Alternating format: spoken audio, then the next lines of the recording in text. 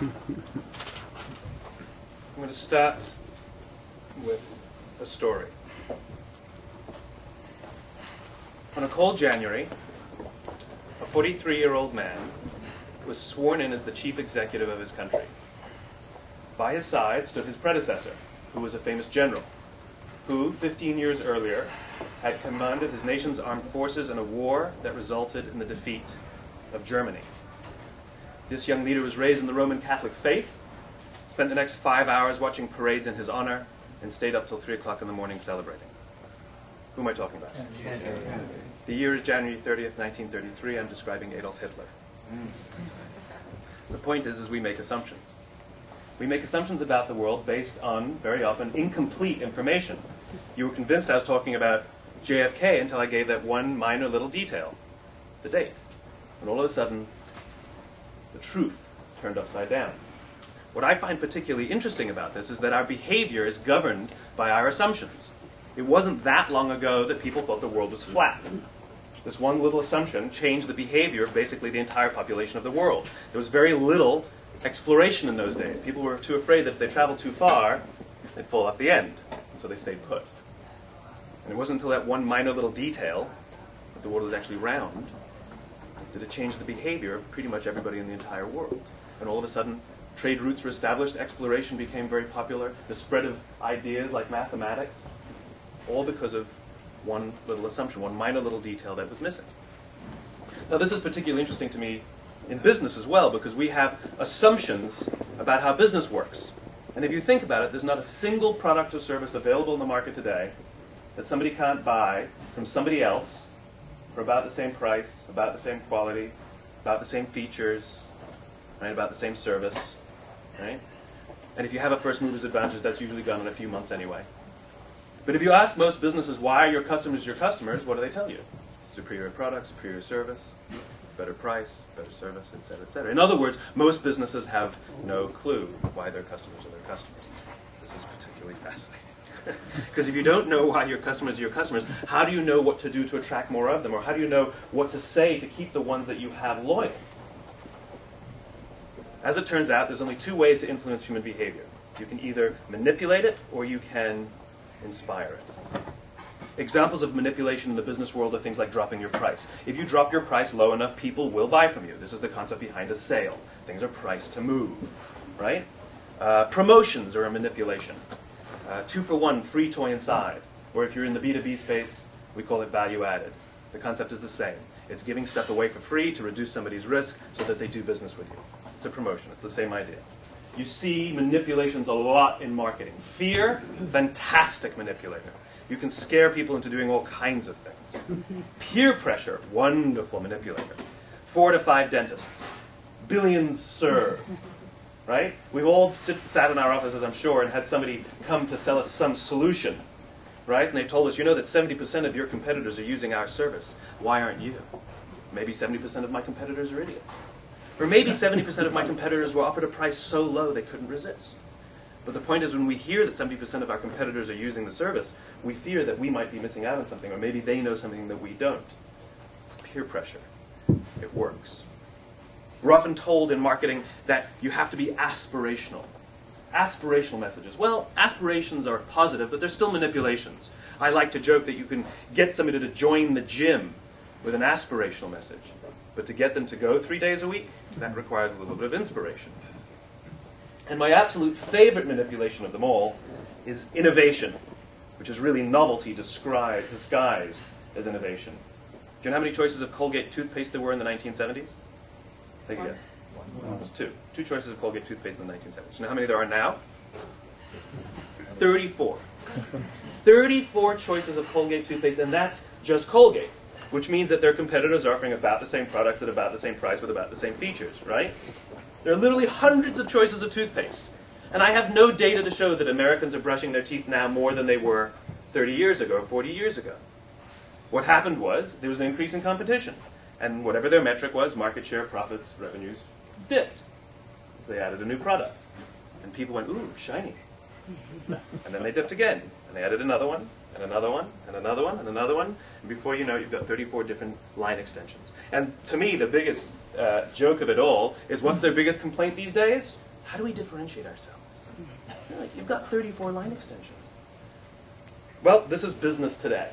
And I cannot dispute that absolutely every single one of these strategies and tactics work. That's why companies use them. The problem is, not a single one of them breeds loyalty. The problem is, over the course of time, they cost more money because you keep having to keep up with the Joneses and reinvent and reinvest. And they cause stress, both for the buyer and for the seller. It is stressful for a seller to try and keep up and try and wonder what the competition is doing and how are we going to do that and how are we going to beat them. And they just come out with a new product. We've got to come out with one too. It is stressful for the buyer. How do you decide which product is right for me? How do I decide which toothpaste is right for me? Any one of you gone to buy a flat screen TV ever? Okay, ask the guy what's the difference between plasma and LCD. 2.5 hours later, you will still have no idea which TV you should buy. You'll make a decision and you'll walk out completely unsure whether you got the right one. That's called stress. And this is the world we live in today. There is an alternative, however.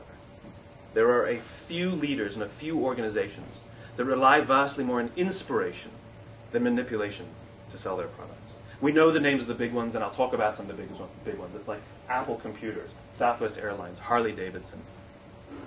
But you see this pattern, this pattern of behavior in great leaders like Martin Luther King or John F. Kennedy. Every single one of these inspiring organizations or inspiring leaders have the most loyal customers. They have the most loyal employees. They can charge a premium if they want to. They're more profitable. They're more innovative. And by innovation, I don't mean adding a camera to your cell phone. That's a great feature, but it's not innovation. Real innovation changes the course of industries, of not society. The light bulb, the microwave, iTunes, that's real innovation. And these few leaders and these few organizations have a lock on these things. And more importantly, they can sustain all of these things for the long term. The remarkable thing is, regardless of their size and regardless of their industry, every single one of these inspiring organizations and inspiring leaders think, act, and communicate the exact same way. And it's the complete opposite to the rest of us. All I did was write it down. I've never done it in purple before. I call it the golden circle. And it's probably the world's simplest idea.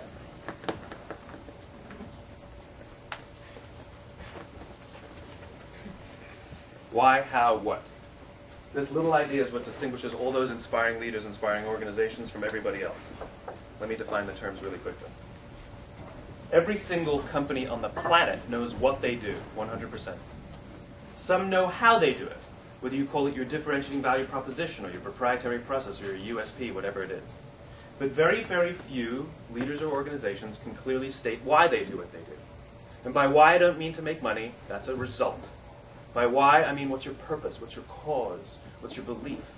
Why does your company exist? Why did you get out of bed this morning? And why should anyone care? Well, as a result, the way most organizations think, act, and communicate is from the outside in. It makes perfect sense. They go from the clearest thing to the fuzziest thing.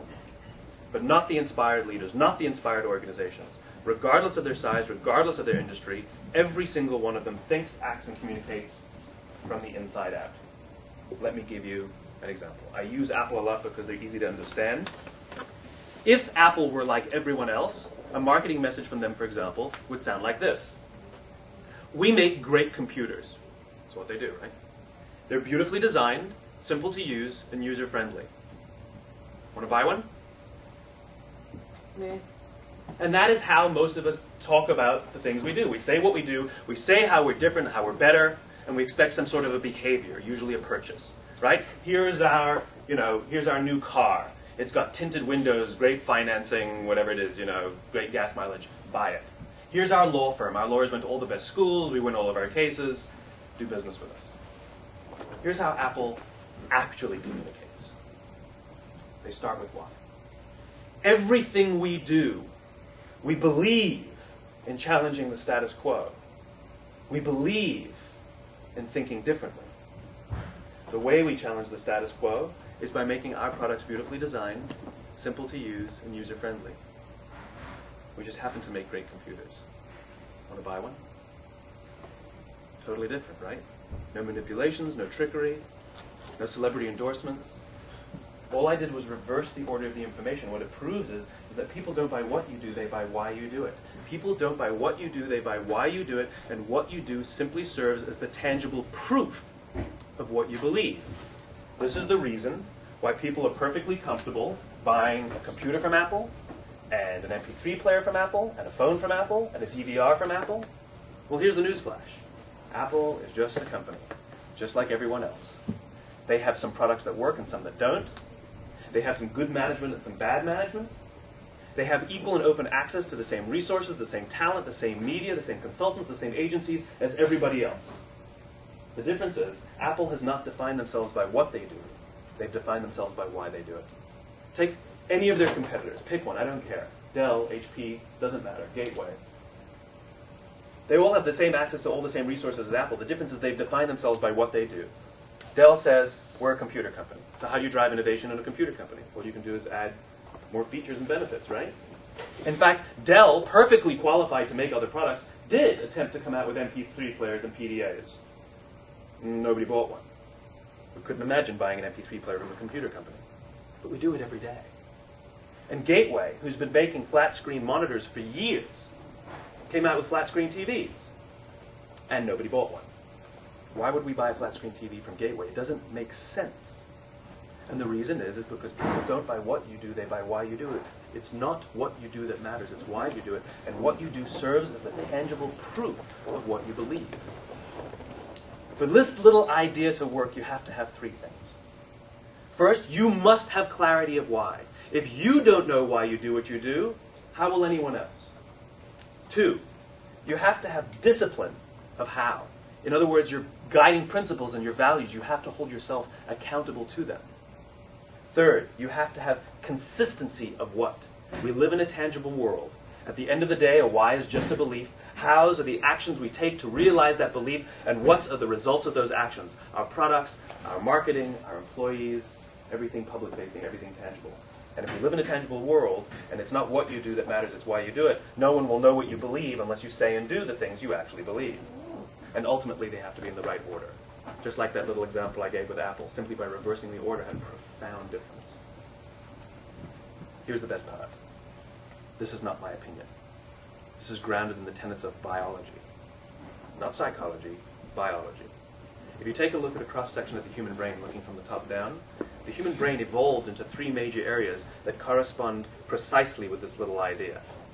The outside area of our brain that corresponds with the what level is our neocortex, responsible for all of our rational and analytical thought and language. The middle two sections make up our limbic brain, and our limbic brains are responsible for all of our feelings, like trust and loyalty. It's also responsible for all human behavior, all decision-making, and it has no capacity for language. In other words, when you ask people, why did you do business with us, they actually can't tell you. Because the part of the brain that controls the decision doesn't control language. And so we rationalize. This is why it's hard to even explain, why do you love your wife? It's a hard question, because it's an emotion. It's an emotional decision that brings you into that marriage. And so we rationalize. She's smart, she's fun to be around, she's loyal. Sounds like a pet. These are not necessarily the qualities to marry somebody. And then we say things that don't even make sense. She completes me. I don't even know what that means. What we're attempting to do is put into words a feeling that we have with a part of our brain that doesn't control language. And so we struggle to put it into words. This is where gut decisions come from. If you attempt to make a decision based solely on all the facts and figures, what we say is, I think this is the right course of action. And that would be biologically accurate. But we all know that sometimes, I don't know what it is, that decision doesn't feel right. Why would we even use the word feel to describe a decision? Because the decision-making part of our brain also controls our feelings. I know what all the facts and figures say, but it just doesn't feel right, let's go with that direction. And we ignore the facts and figures. And those are higher quality decisions. The problem is they're not scalable. It's easy to explain these decisions, it's hard to explain those gut decisions. But when you know your why, that's when the decision not only feels right, but you can also rationalize it. How many of you either are Mac lovers or know somebody who is a Mac lover? Okay, you can always tell Mac lovers, because when you try to explain to them, based on the facts and figures, that they actually bought a substandard computer, they start foaming at the mouth. Because when you ask a Mac lover, why do you love your Mac? They can't tell you. Well, you see, I'm the kind of person who likes to challenge the status quo, so it's very important for me to surround myself with the people and the products and the brands that prove to the outside world who I believe I am. That's what happened. And so they rationalized. So they say, it's the user interface, it's the simplicity, it's the design. I'm a creative person. That's like she completes me. But the point is, it feels right to them. They know it's the right decision, not only because it feels right, but because they can also rationalize it. And this computer has nothing to do with the facts and figures, because I know, I switched to a Mac a few years ago, and they're absolutely, fewer, there's less software available, they're more expensive, they're 25% more expensive, sometimes double the price, there's fewer peripherals, and I look at that spinning beach ball so much. They are much slower than PCs. Rationally speaking, nobody should ever buy a Mac. But we do, and we love them. In fact, you can always tell Mac users in airports. They love to pop their laptops open in the airport. You can see that they're using a Mac, right? PC users don't care. In fact, for the longest time, Dell had the logo on their computers facing the user, so when you opened it, it was upside down. And you'll never see a Mac person buy a leopard print to put on the cover of their Mac. You would never cover up that apple. How else will you show people who you are? It becomes a symbol for how you see yourself. That's why they start foaming at the mouth when you insult the computer, because you haven't insulted the computer, you've insulted them. It's not what you do, it's why you do it.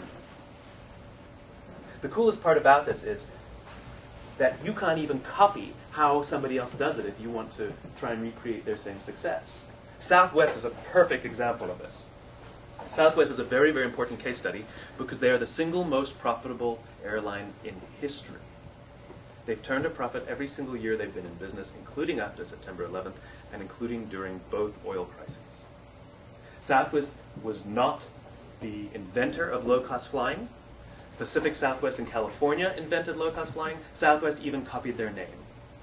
They did not have a first mover's advantage into Texas or serve an underserved market. Braniff and Texas International were already serving that market. The difference was Southwest didn't start their company based on a product.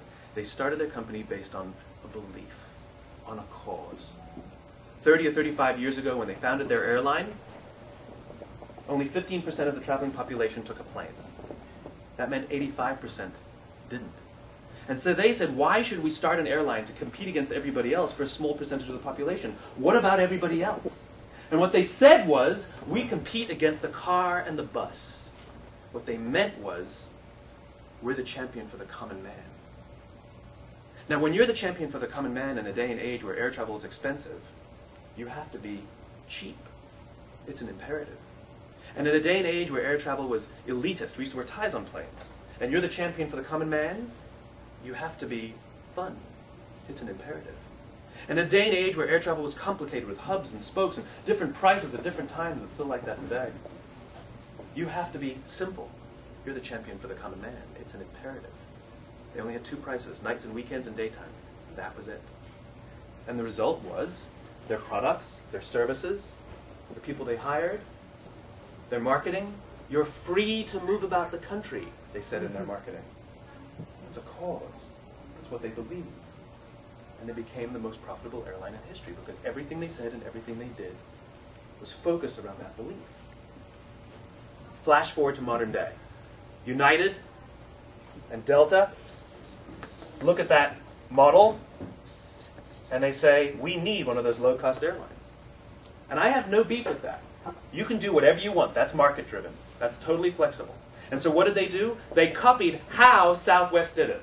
They started TED and Song, and they made TED and Song cheap, fun, and simple. Just like Southwest. And how many of you ever flew TED or Song? They were cheap. They were fun. They were simple. And they failed. Because we didn't know why they existed. And if it's not what you do that matters, it's why you do it. And all you do is give people what you do.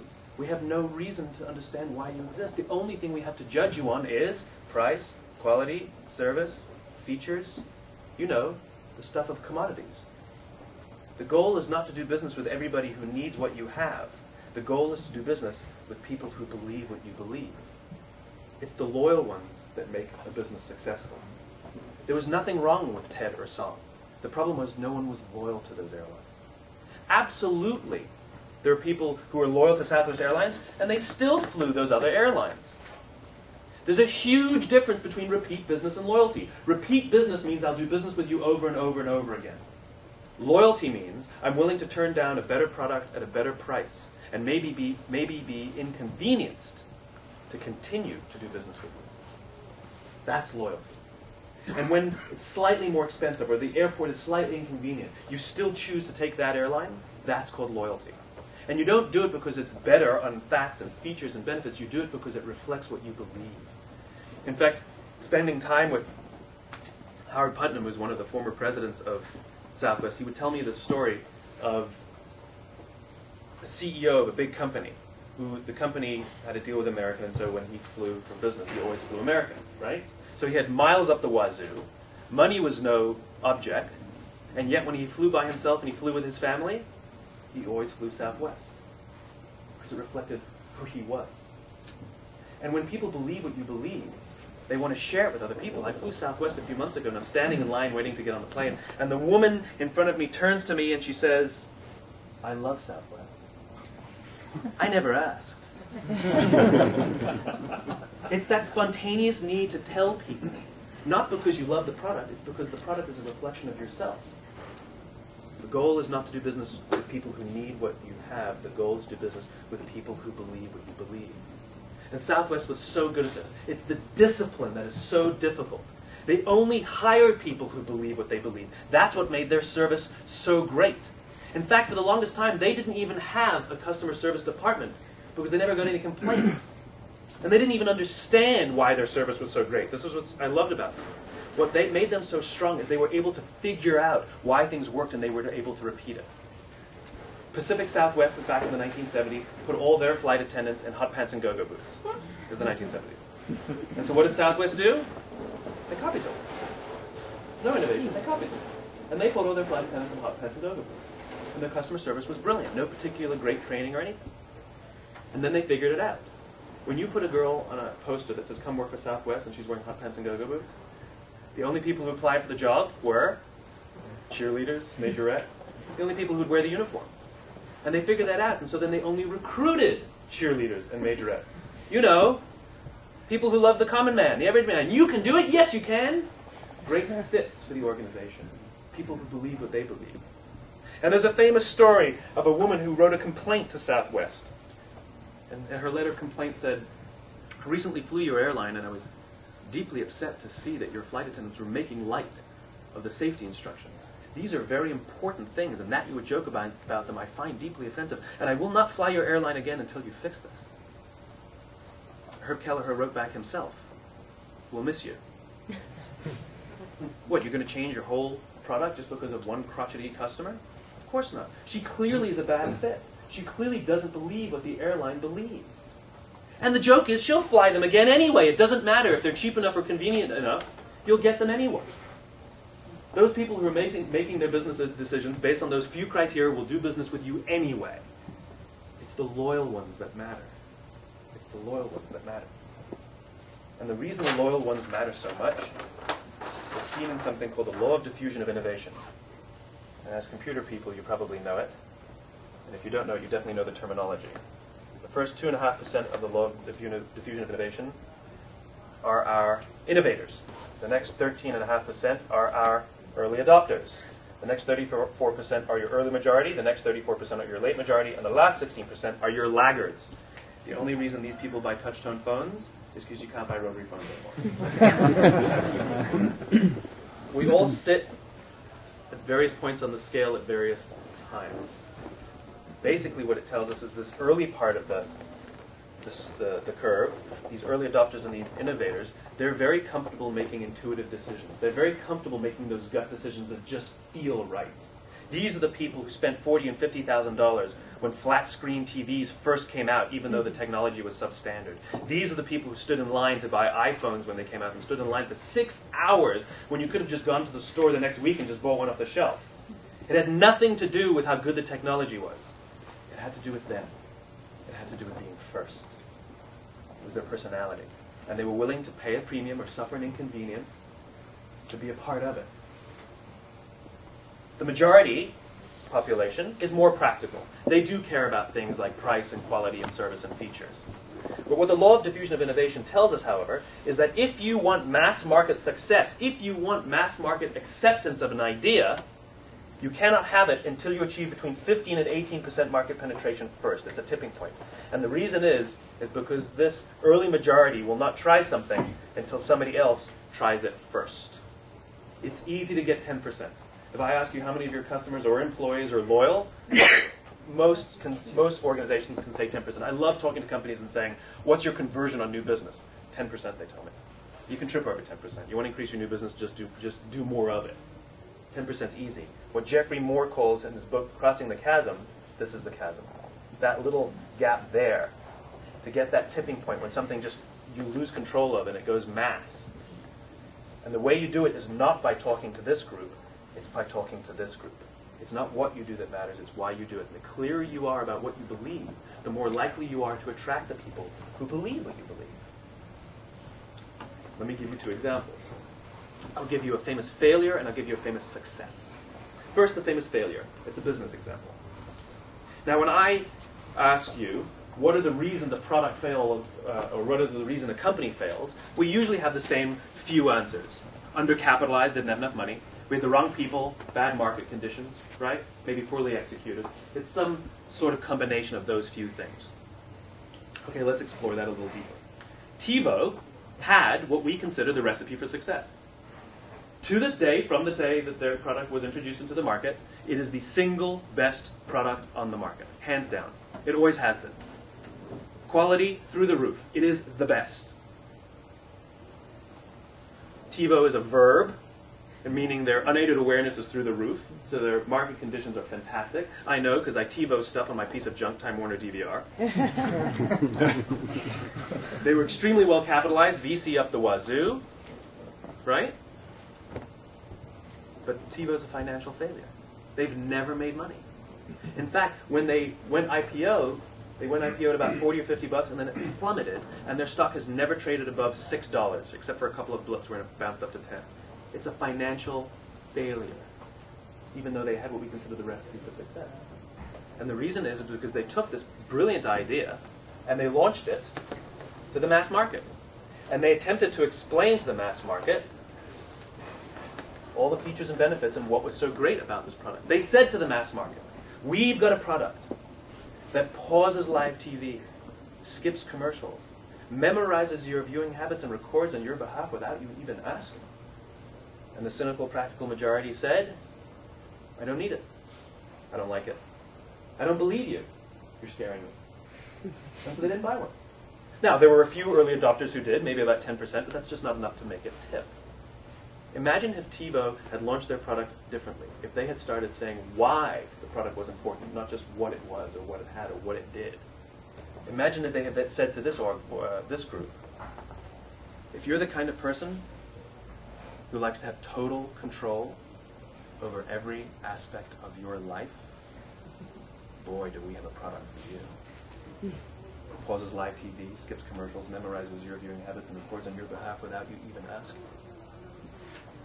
What the product does, what the service does, is proof of why it exists. It's not the reason to buy. People don't buy what you do, they buy why you do it, and what you do serves as the proof of why you believe what you believe. Now let me give you a famous success of the law of diffusion.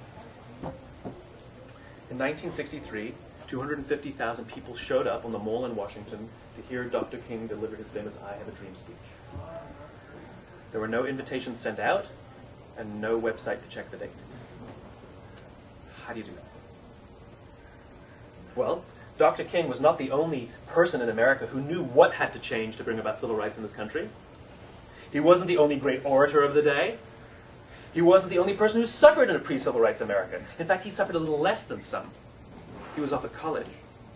The difference was Dr. King had a gift. He didn't go around telling people what needed to change. He went around and told people what he believed. I believe, I believe, I believe, he told people. And people who believed what he believed took that belief and they made it their own, and they told somebody what they believed. And those people took that belief and they made it their own. And some people developed some structures to get the word out more efficiently, and those people took that belief and made it their own.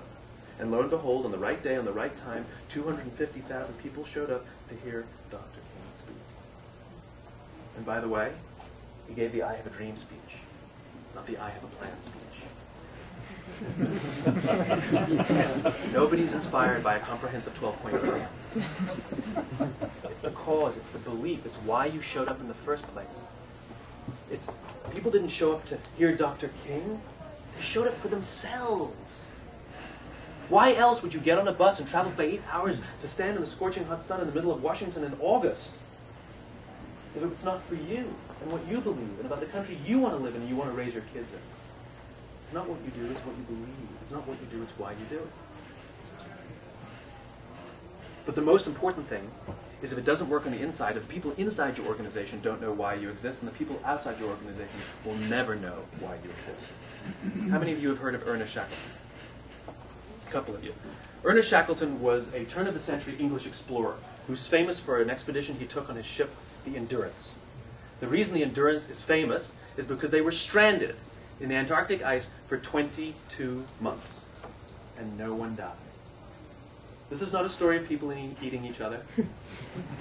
It was stranded on the Arctic ice for 22 months, Antarctic ice for 22 months, and no one died. The dogs died. You're right. You are right. The dogs were not as lucky.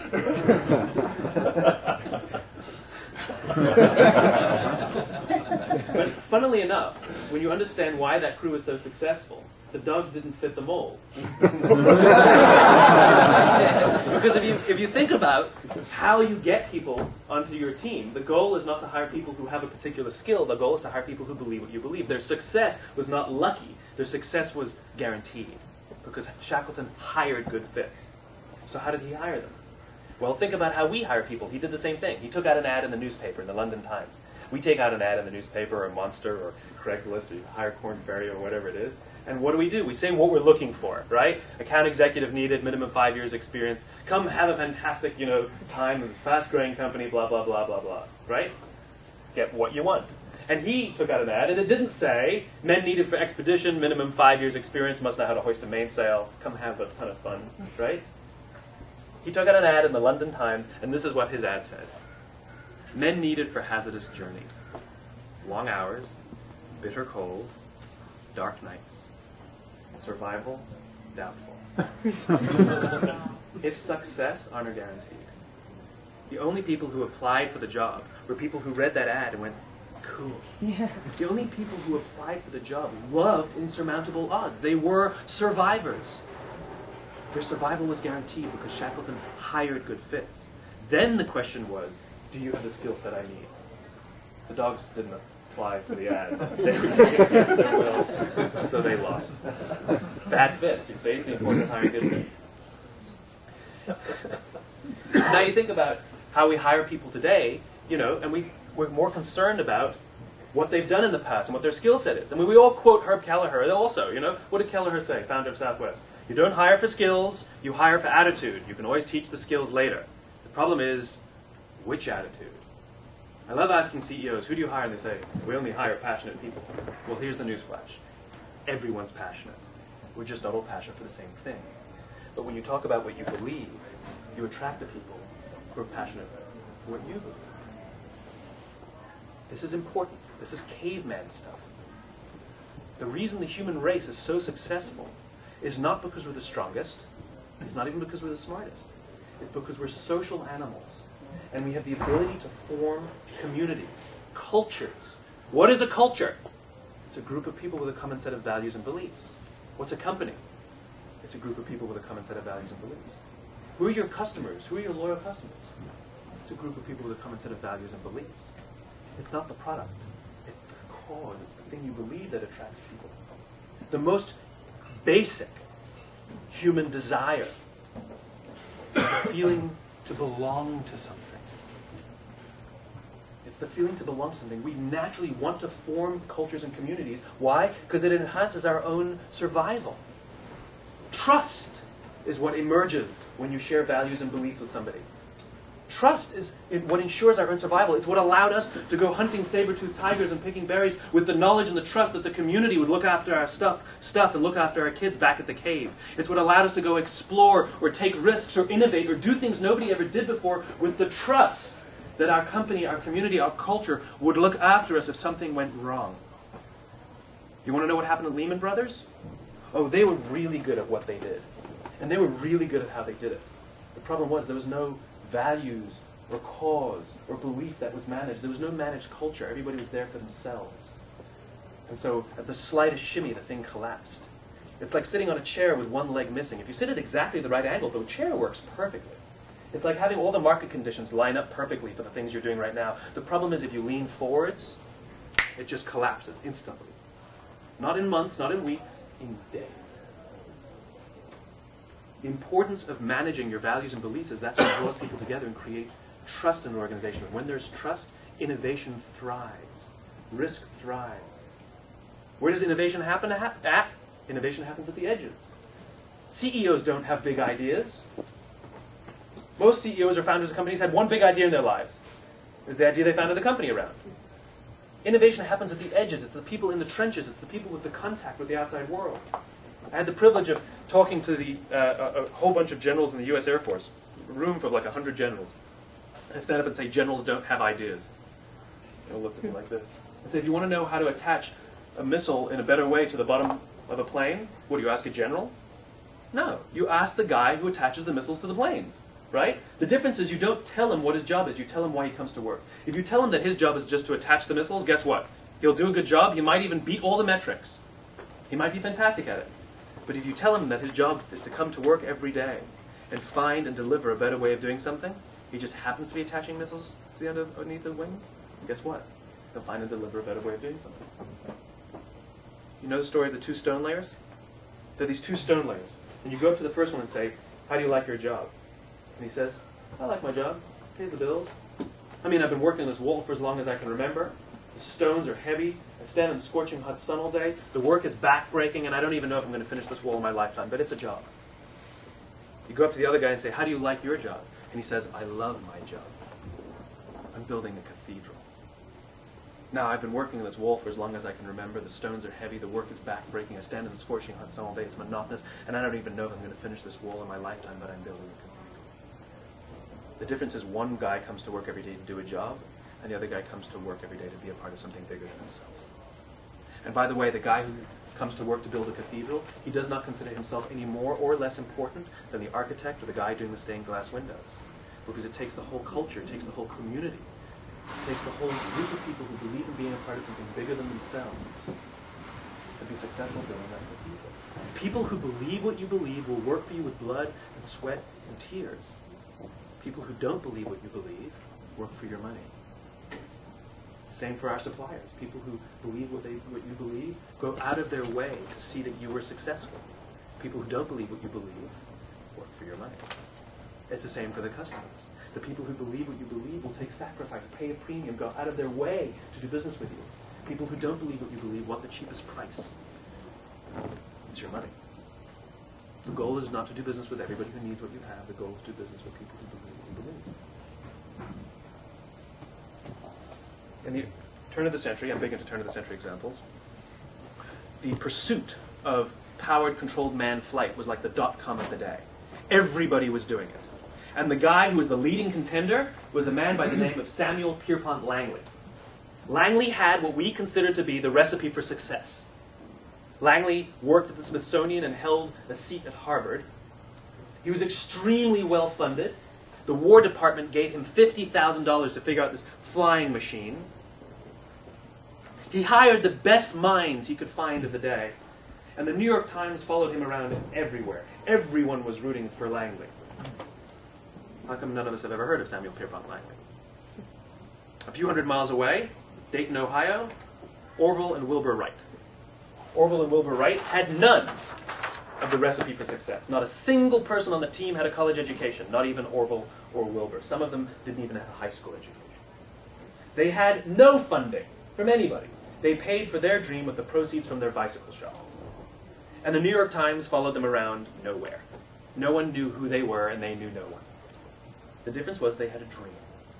They knew that if they could figure out this flying machine thing, it would change the course of the world. Langley, on the other hand, wanted to be rich and famous. He was more interested in the result than the cause. He envied people like Thomas Edison. And he knew that if he could come up with an invention like Edison had an invention, that would be his ticket to fame and fortune.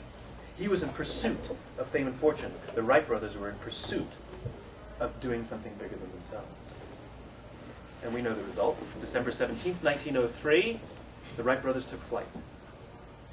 And further proof that Langley was motivated by the wrong thing, when he found out about the Wright brothers, he quit. He could have said, way to go, guys, now I'm going to improve upon your technology. But he didn't. He wasn't rich, he wasn't first, he quit. And first mover's advantage means nothing, by the way. I mean, you know that Apple didn't invent the multi-gigabyte MP3 player. You know that, right? In fact, they were 22 months late to the market with the iPod. It was Creative out of Singapore that invented the multi-gigabyte MP3 player.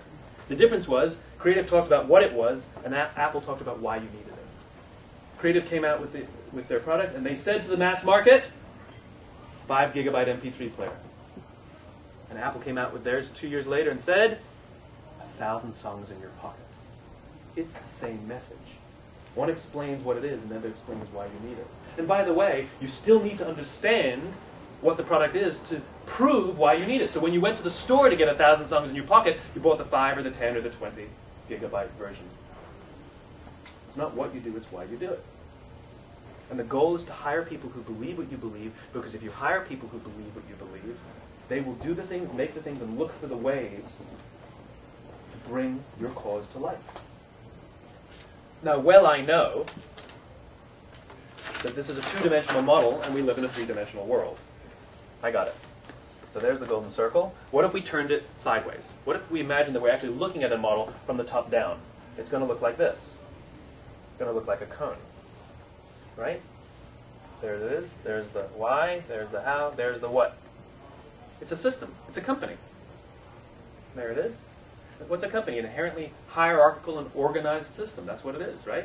And this system sits atop another system called the marketplace. It's where all the money is, it's where all the people are, it's where all the press is, it's where all the customers are.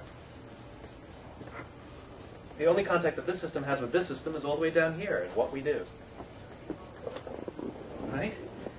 And if this is the why, and this is the what, if the what's not clear, then no one will ever know what you believe. And here's the president of the company, or the CEO of the company, all the way at the tippy top.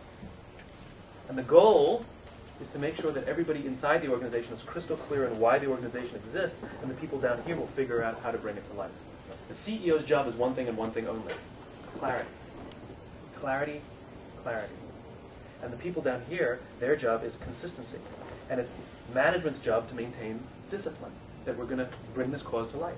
It's not an accident that this is a cone. It's a megaphone. A company is nothing more than a megaphone for your cause and your belief.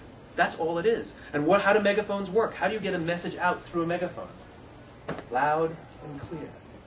A megaphone, for it to be effective, has to be loud and clear. Volume is easy. Go spend $100 million in advertising. You're loud. Sell a ton of products by dropping your price. You're loud. If Martin Luther King had stood on those steps and stood at the microphone and went, oh, it would have been loud. It just wouldn't have been clear. And it would have inspired no one. Clarity. What if he had stood on those steps without a microphone and delivered that most amazing of speeches? He would have inspired the first 12 rows and achieved nothing. Loud and clear. Volume is easy. Clarity is difficult. And if you don't have clarity through the organization, if people aren't coming to work and know why they're there, then the word will never get out. In fact, going back to the Wright brothers, they would tell stories of how every time they would go out to take a test flight, they'd take 5 sets of parts, because that's how many times they would crash before they'd come in for supper. Remember, people who believe what you believe work for you with blood, sweat, and tears. People who don't believe what you believe work for your money. The goal is to keep it crystal clear inside your organization so that everybody outside the organization will know what you believe. And this is where innovation happens. Innovation happens down here at the edges.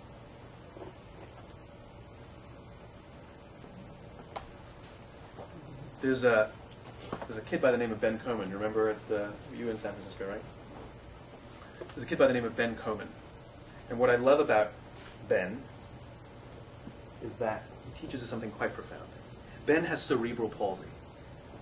Now, when Ben was in high school, he was on his high school track team. Now, that doesn't go together. Somebody with cerebral palsy is not usually on their high school track team, right? Cerebral palsy is when your muscles are withered and your bones are stiff and your joints don't work so well and your balance is poor and your body is broken. And when Ben would run in a race, everybody else would finish their race in 21 minutes, and Ben would finish in 45. Ben never, ever won a race, ever. And he would fall over a lot. And eventually, when he would cross the finish line, he'd be covered in mud and bloodied and in pain and bruised and exhausted. This is not a story of when the going gets tough, the tough gets going. This is not a story of when you fall over, you pick yourself back up. Those are valuable lessons, don't get me wrong. But you can learn those from some Olympic athlete who breaks their leg and 3 months later comes back and wins a gold medal. What Ben teaches us is vastly more profound. You see, after 21 minutes, when everybody else had finished their race, they all came back and ran with Ben. Ben was the only runner who, when he fell over, somebody else picked him up. Ben was the only runner that when he crossed the finish line, there were 100 people running behind him. The lesson that Ben teaches us is that if you compete against other people, no one wants to help you. If you compete against yourself, everyone wants to help you. Now think about how we do business. We wake up every day and worry what our competition is doing and what we can do to copy them, or beat them, or best them, or be stronger or smarter. But in reality, the organizations and the leaders that truly, truly lead ignore their competition. They're focused on where they're going and why they do what they do. The goal is not to wake up and beat somebody else. The goal is to be a better version of yourself. The goal is to make this company better than it was last month. And next month it'll even be better than it is now. The obsession is where you're going. You know, Microsoft is a massive, massive company. What do they make? Something like $13 billion in revenues a month, with something like $11 billion of it is profit. I mean, it's just astronomical numbers, right? Apple is about this big. On a business level, Apple is zero threat to Microsoft. And yet every day, everybody at Microsoft wakes up and worries what Apple's doing, and Apple wakes up and never worries what Microsoft is doing. Because the one with the clear cause is going on their train, and the train is moving. You're either with us or you're not. Doesn't matter. Jump on the train. We don't care. Whereas Microsoft used to believe in something, and now they've just become a software company. There's something called a split.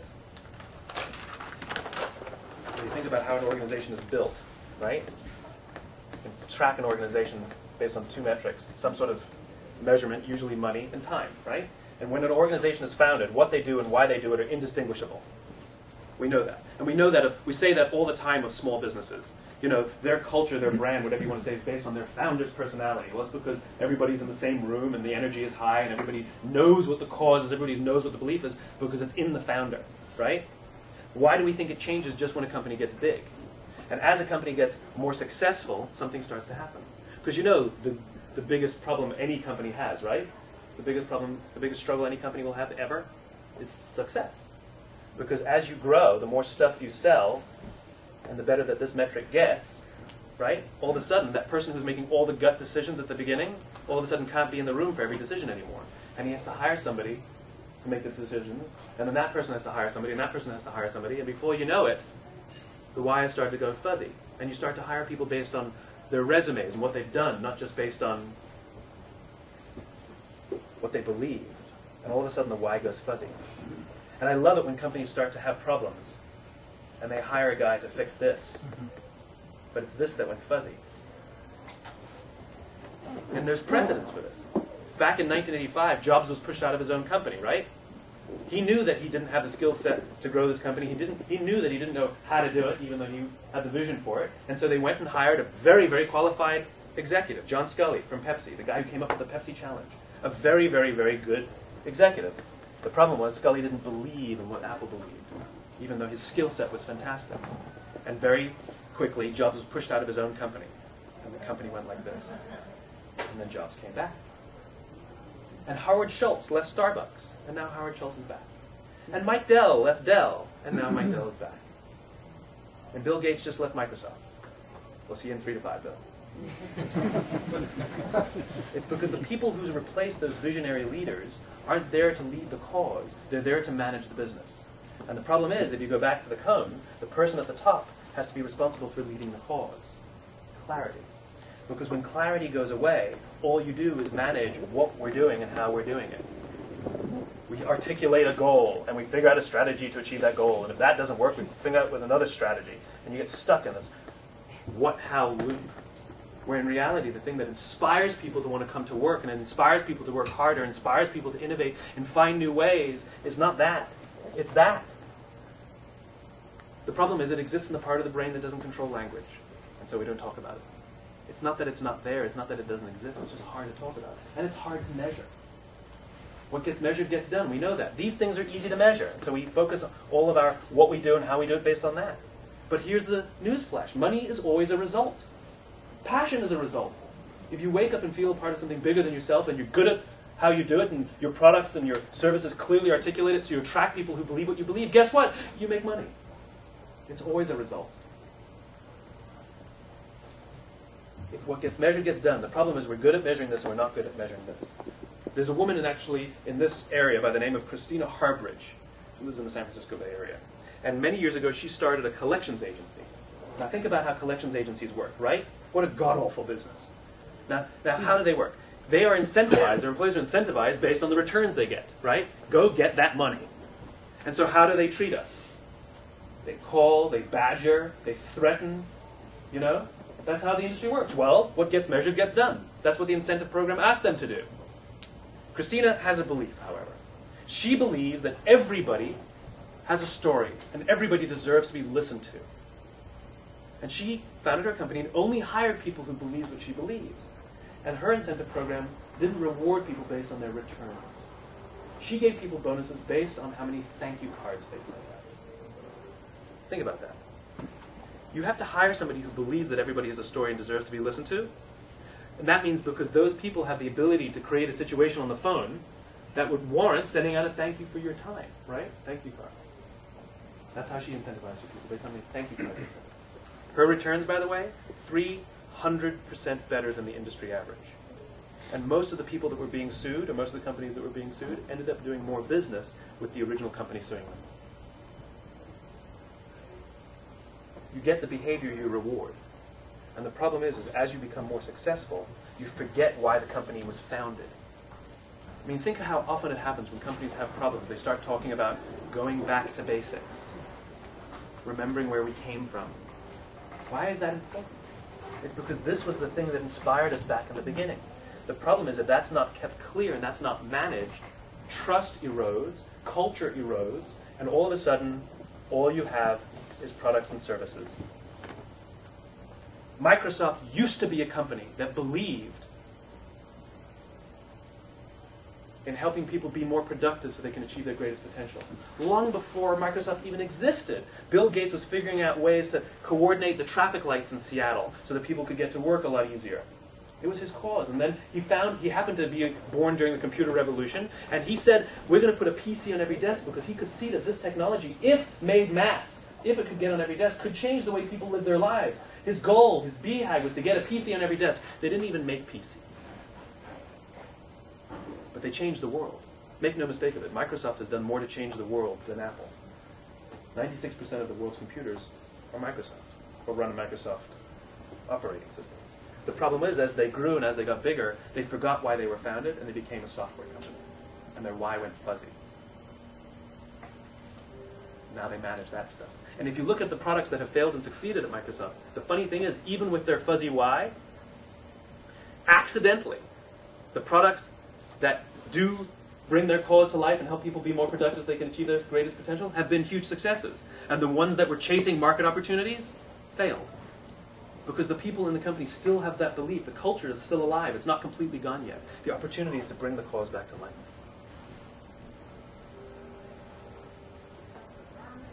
I can give you one one or two more examples that I think are fascinating when it comes to this stuff. When I was writing the book, one of the things that was most profound for me, and the thing that I'd never talked about, and there's a sort of big logic leap, was this thing of trust. Like, how does trust emerge, and why is trust important? And I was really trying to figure out, how does this thing really matter to trust? And so the example I realized blew me away, to be honest. So, what's our most valued asset on the planet? Our children, right? Our children are our most valued asset that we have. And let's say you want to go out on a date, and you take your wife out, or your girlfriend. It's a joke.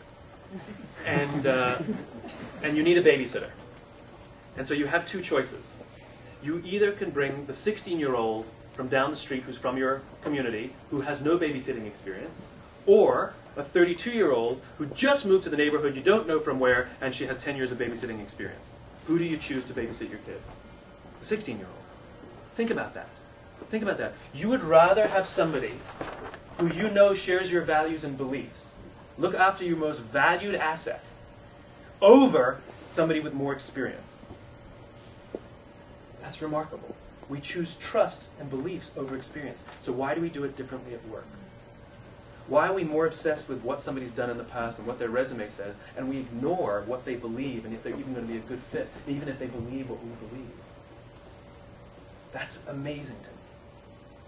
The goal is not to do business with people who need what you have. The goal is to do business with people who believe what you believe. The goal is not to just hire people who can do the job. The goal is to hire people who believe what you believe, because everybody shows up every single day to be a part of a cause that's bigger than themselves. The result is airplanes, cathedrals, trust, innovation, loyalty, and the feeling like you belong to something. And that's pretty inspiring. Thank you very much.